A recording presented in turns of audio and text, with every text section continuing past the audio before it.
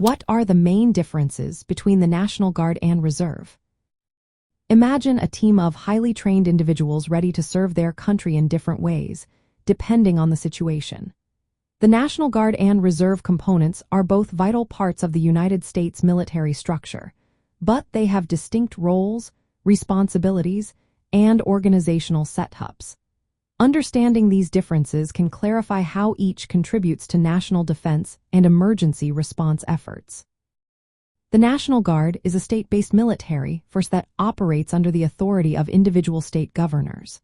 It is unique because it can be called into service by state governments to respond to local emergencies such as natural disasters, civil disturbances, or other state-specific needs. When not activated by the state, members of the National Guard are considered part of the reserve component of the United States Army or Air Force. They can be federalized by the federal government, which means they are then under the command of the President of the United States and can be deployed overseas or for national missions. Reserve components include the Army Reserve, Air Force Reserve, Navy Reserve, Marine Corps Reserve, and Coast Guard Reserve. These units are primarily under federal control and serve as a backup force to the active duty military. Reservists typically train 1 weekend a month and 2 weeks during the year, maintaining readiness for potential deployment.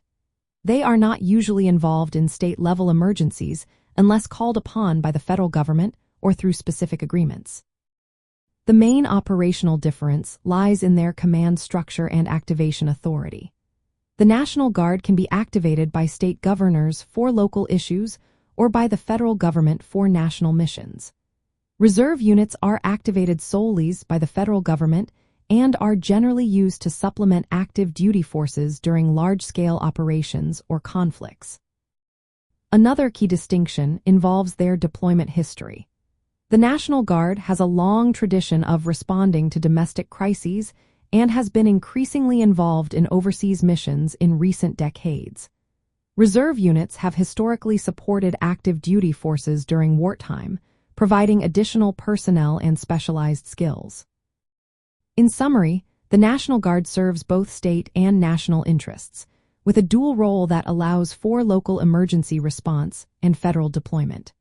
Reserve units are primarily focused on supporting national defense through federal activation, maintaining a ready force that can be called upon when needed.